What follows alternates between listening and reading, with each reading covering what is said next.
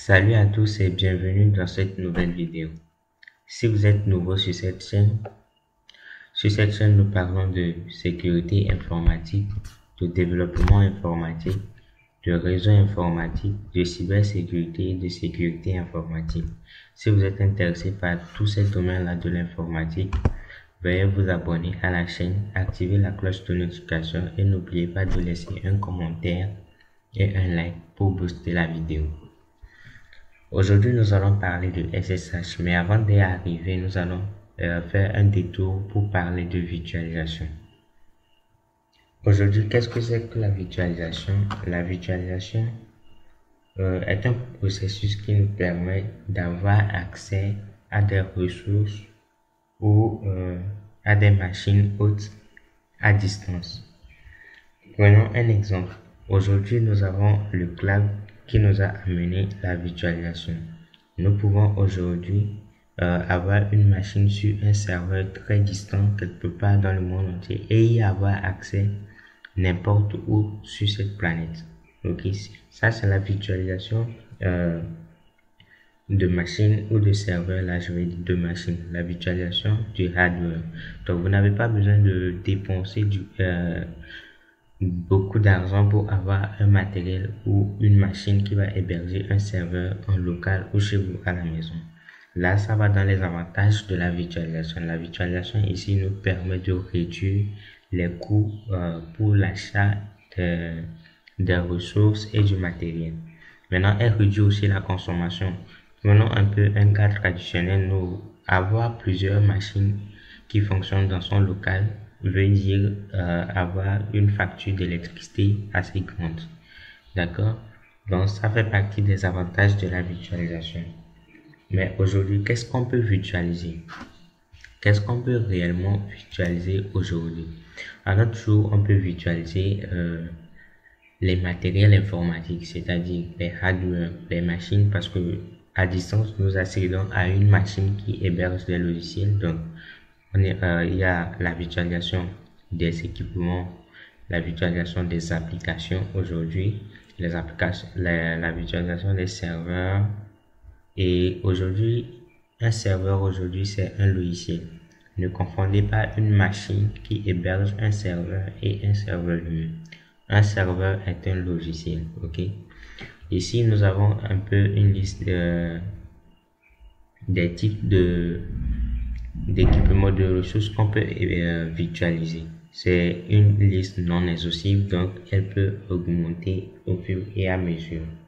Maintenant, la virtualisation de serveurs se repose de serveurs d'application ou de ressources informatiques se repose sur des hyperviseurs.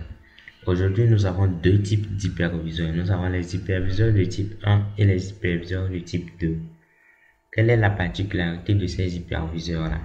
Voyons un peu sur ce schéma comment nous allons définir les hyperviseurs selon leur type. Quand nous prenons les hyperviseurs du type 1, ce sont des hyperviseurs qui n'ont pas besoin de système d'exploitation pour être déployés. Okay? Ils sont directement utilisables sur un matériel informatique direct. D'accord? Nous avons parlé ici d'Hyper-V. L'Hyper-V de Windows n'a pas besoin d'avoir un système d'exploitation direct avant de fonctionner. Plutôt, on installe un système d'exploitation sur un hyperviseur pour l'utiliser.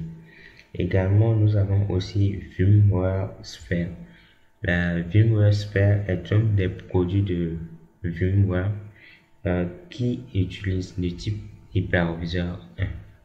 Maintenant, lorsqu'on prend le type hyperviseur 2, je vais aller sur un autre slide, vous allez bien voir. Quand on prend le type hyperviseur 2, nous avons d'abord l'équipement informatique qui est là, mais l'hyperviseur de type 2 a besoin d'un système d'exploitation pour fonctionner.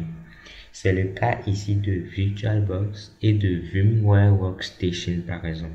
VirtualBox s'installe sur un système d'exploitation avant de pouvoir avoir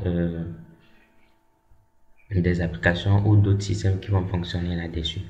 Ok, ici nous avons besoin d'un système d'exploitation au niveau du type hyperviseur 2, avoir l'hyperviseur qui peut être VMware Workstation ou VirtualBox par exemple, qui va héberger des applications et tout. Maintenant, nous allons revenir et parler de SSH. C'est quoi le SSH? SSH, c'est le Secure Shell. C'est un protocole qui nous permet ou qui permet aux utilisateurs ou aux administrateurs d'interagir avec une machine cliente à distance. Ici, nous allons parler de virtualisation de serveurs et de virtualisation d'accès. On virtualise d'abord un équipement informatique, une machine sur un cloud. On installe un serveur sur cette machine-là et on essaie d'y avoir accès. Maintenant, nous avons la virtualisation d'accès. Au niveau de la virtualisation d'accès, nous avons plusieurs applications qui nous permettent d'avoir accès à notre serveur à distance. Nous avons TeamViewer, nous avons plein d'autres choses, mais nous avons aussi le SSH qui est aujourd'hui beaucoup plus utilisé, car elle nous permet d'effectuer des transferts de fichiers. Elle nous permet de déployer des applications, de déployer des services, de faire des configurations de fichiers et tout. Maintenant, parler de sécurité dans ce cas revient à parler d'authentification. Parce que le SSH, déjà que c'est Secure Shell, implique une notion de sécurité. La sécurité ici sera au niveau de l'authentification. Nous avons plusieurs types d'authentification avec le serveur, et le SSH utilise les mots de passe comme les passe-phrases. Donc, lorsque vous utilisez des mots de passe, là, on aura à parler d'insécurité parce que une personne qui arrive à être root sur votre machine aura accès directement à votre serveur.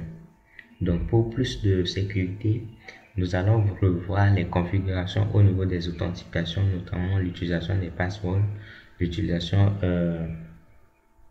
des passe-phrases, des mots secrets et tout.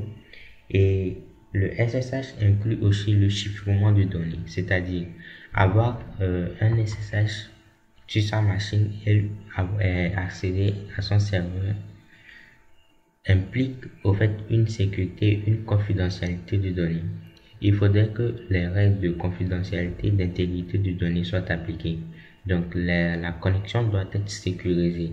Les fichiers qui doivent transiter dans le tunnel qui se crée entre le client et le serveur doivent être chiffrés. Et ici, nous allons parler de chiffrement et de cryptographie.